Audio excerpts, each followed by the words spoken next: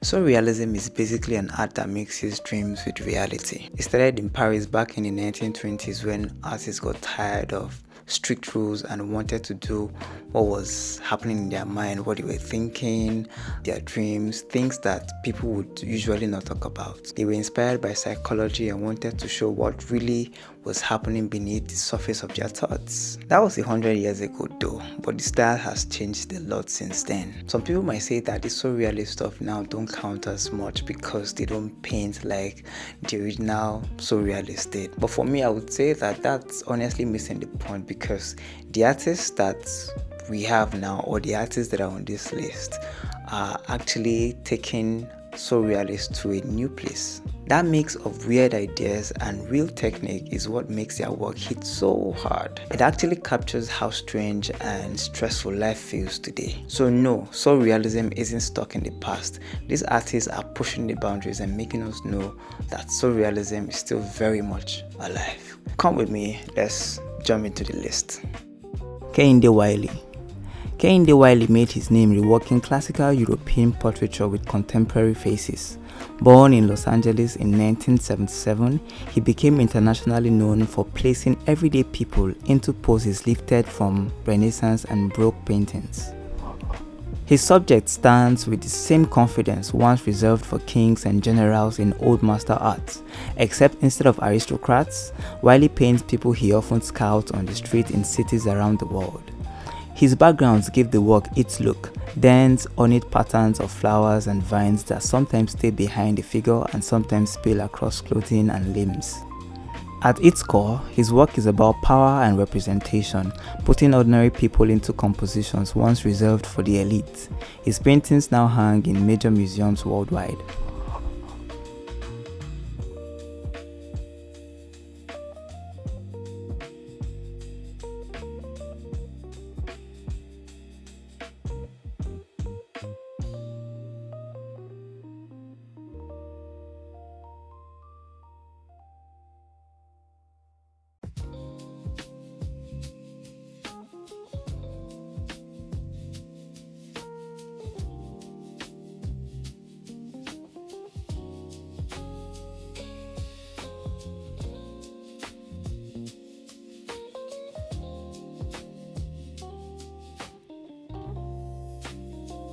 Glenn Brown.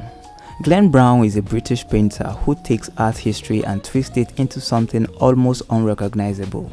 Born in Hexham, England in 1966, he studied at Norwich School of Art and Goldsmith, building a career out of hijacking older paintings rooted in Expressionism, Surrealism and classic portraiture, then digitally warping them before translating that onto canvas. Faces stretch and elongate into shapes the original artist never intended. The strangest part of his technique is the illusion of texture. Paintings that look built from thick, swelling paint, almost sculptural, but get close and the surface is dead smooth. He's painting the appearance of heavy brushwork, using thin, controlled layers. His work now sits in major museum collections.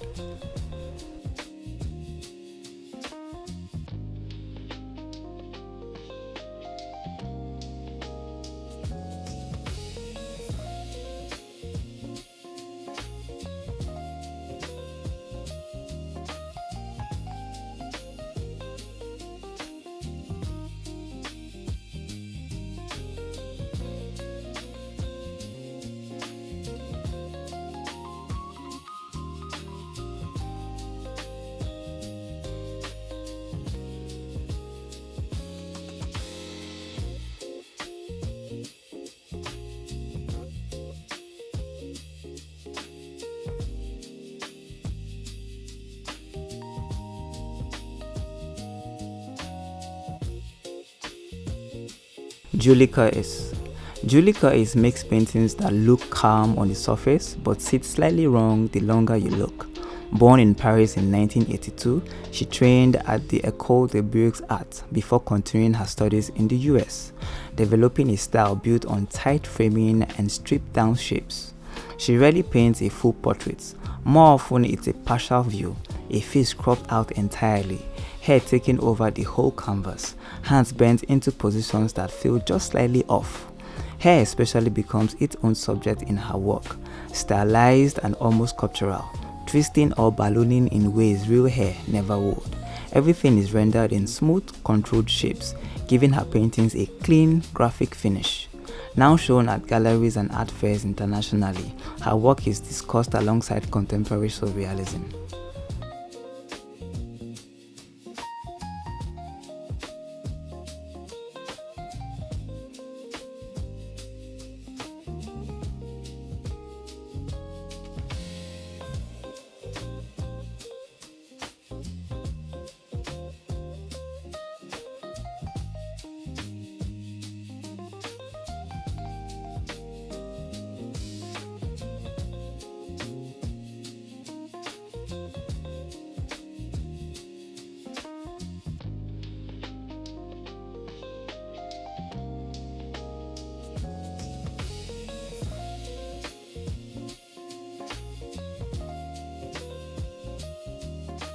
Jonas Burgert.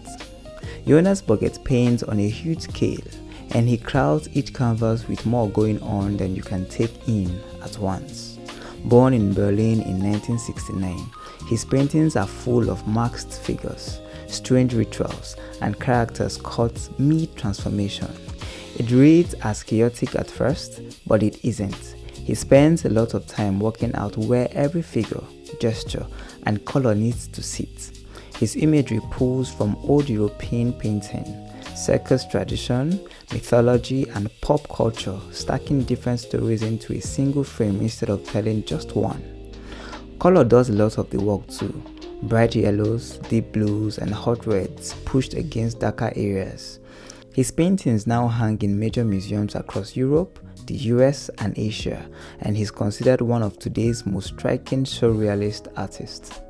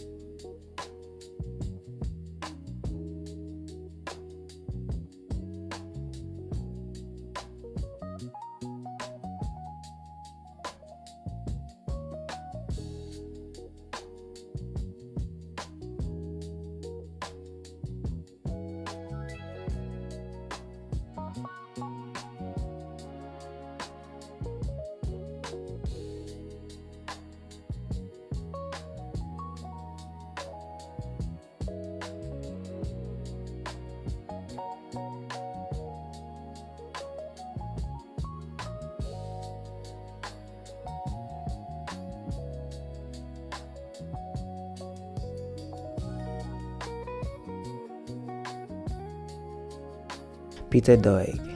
Peter Doig is one of the most important painters working today. Born in Edinburgh in 1959, he grew up partially in Trinidad and partially in Canada, and both places shaped the landscapes he would later paint.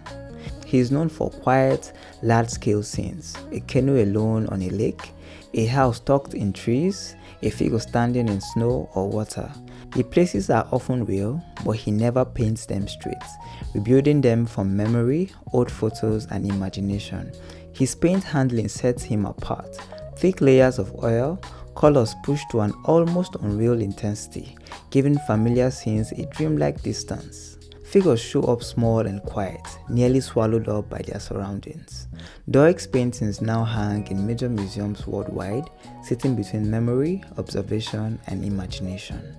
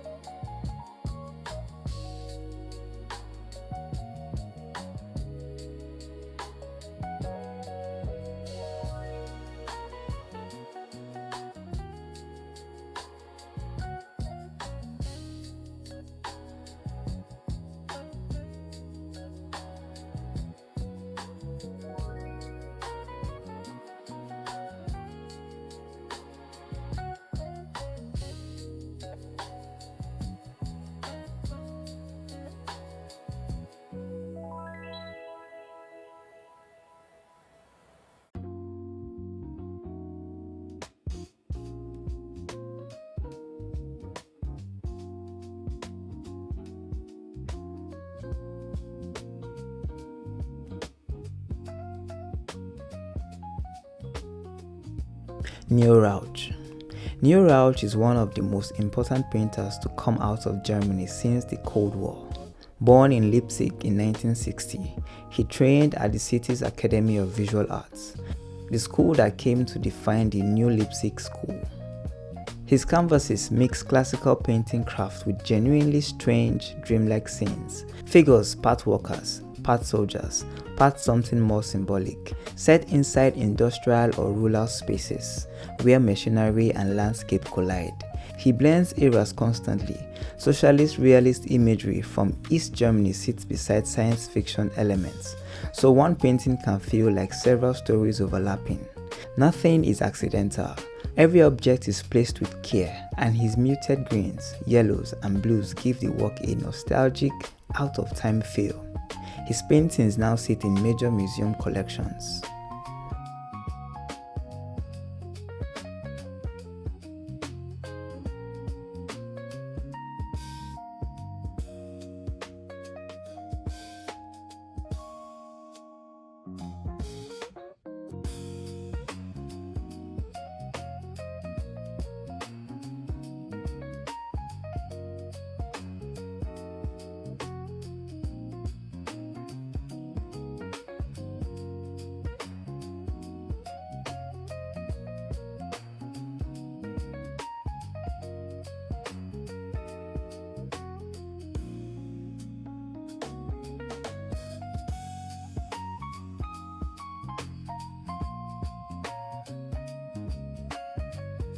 Toyin Ojih Odutola. Toyin Ojih Odutola is a Nigerian-American artist whose intricate drawings explore identity, power, and storytelling. Born in Ife, Nigeria in 1985, she moved to the US as a child and developed a signature way of rendering skin, not through normal shading, but through thousands of layered repetitive marks that give the surface an almost topographic texture. Working mainly in pen, ink, charcoal, and pastel, she rarely draws real people or documented history. Instead, she invents entire worlds, fictional aristocratic families with their own politics and lineages, using these societies to question how identity and status get built. Her portraits look calm, but the invented narratives around them hint a deeper social tension. Held in major museum collections, she's known for making narratives central to contemporary drawing.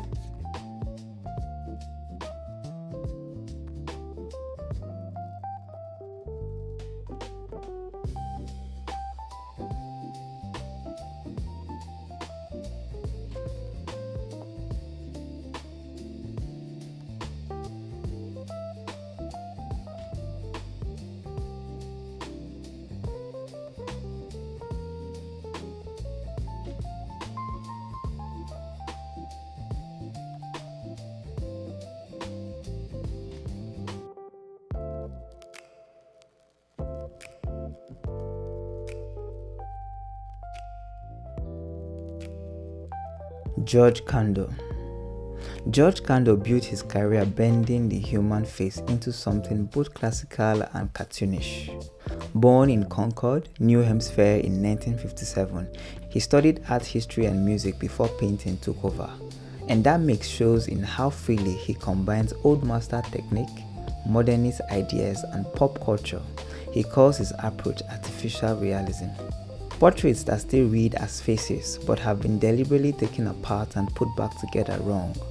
Eyes might point in different directions, mouth stretched past believable, and a single head can seem to hold several people's futures at once. None of it is careless. Condo builds these with traditional oil technique, often starting from historical portrait conventions and pushing them somewhere stranger. He is now seen as one of the artists who expanded what portrait painting can do.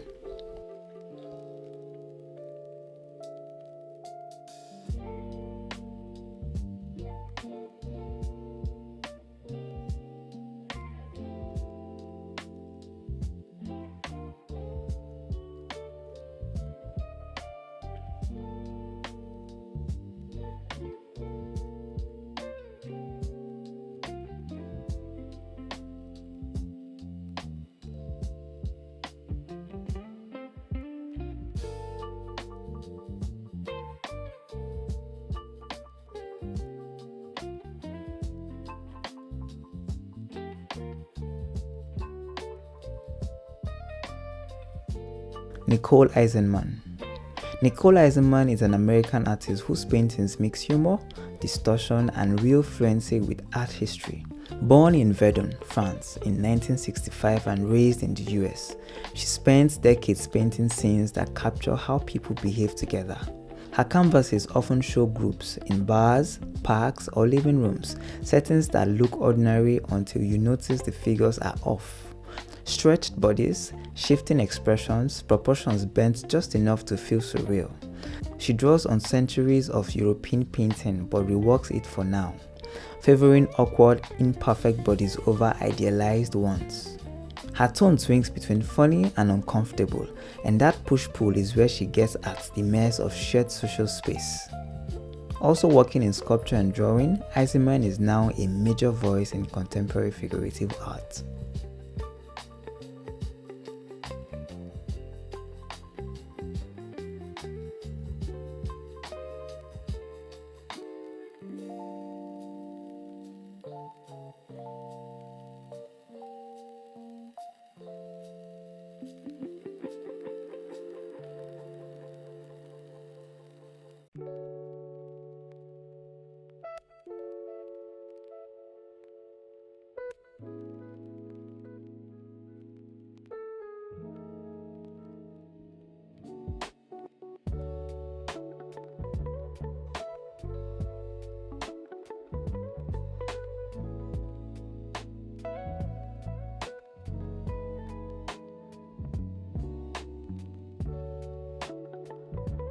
Minjun. Minjun is one Chinese artist known for one unmistakable image, his own face, cloned across the canvas, frozen in an exaggerated laugh. Born in 1962 in Heilongjiang, he developed this style in the early 90s, right as China was going through massive social and political change. His paintings repeat that same grinding self-portrait, eyes shut, skin and almost neon pink, mouth stretched into something both funny and unsettling. The emotion underneath stays unclear. Forced joy, irony, or total shutdown. Take your pick. That ambiguity is why so many read his work as satire on conformity and pressure of modern life. He's grouped with the artist critics call Cynical Realism, a 1990s Chinese movement built on humor and irony. His work now hangs in major museums worldwide.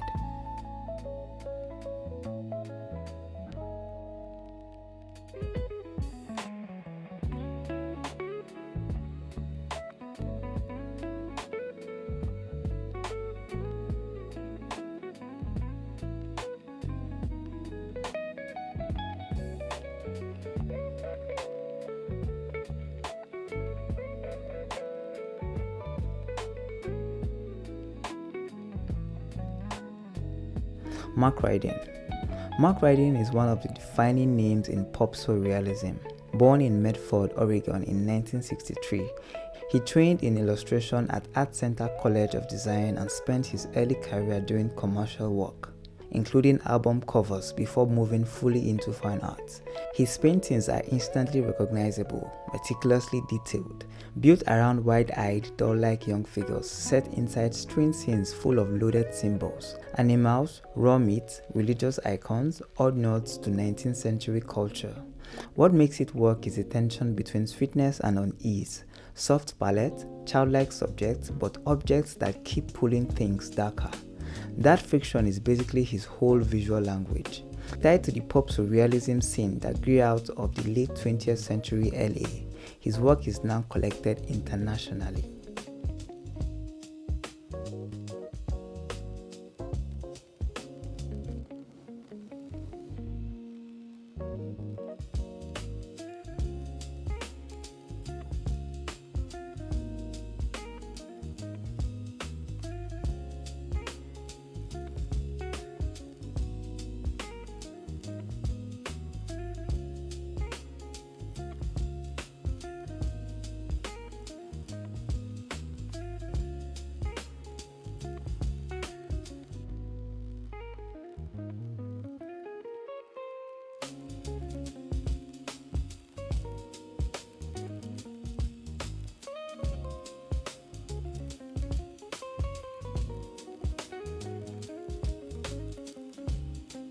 Borremans. Borremans is a Belgian painter whose scenes feel eerily quiet and hard to fully explain. Born in 1963 in Geraardsbergen, he started out in photography and film, and that background still shapes how he frames a painting. Like a single still pulled from a movie no one's seen, his figures sit in staged, almost theatrical settings, dressed oddly, caught mid-gesture in actions that never get explained. Everything looks deliberate, yet there's no real story attached. That's his signature move. Painting with a technical rigor that echoes old European portraiture while keeping the narrative just out of reach. His muted browns, pale blues, and greyish greens only deepen the stillness. Shown widely across Europe and the US, he's known for painting classical crafts with lasting ambiguity.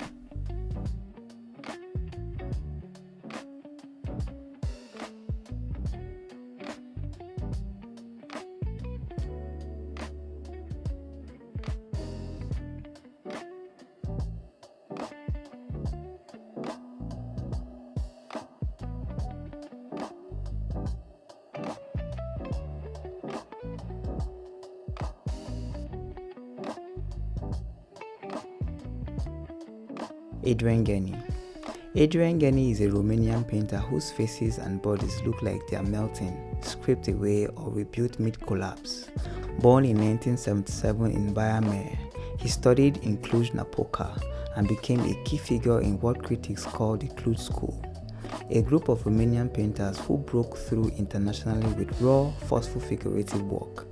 He gravitates toward historical and political subjects, especially 20th century trauma, but never paints them as clean portraits. Faces dissolve into thick paint, bodies fragment, and the image feels like it's forming and falling apart at once. He works the canvas hard with palette knives and layer after layer, building on stable, almost moving textures. By wrapping his subjects, he avoids a tidy version of history. His work now sits in major museum collections.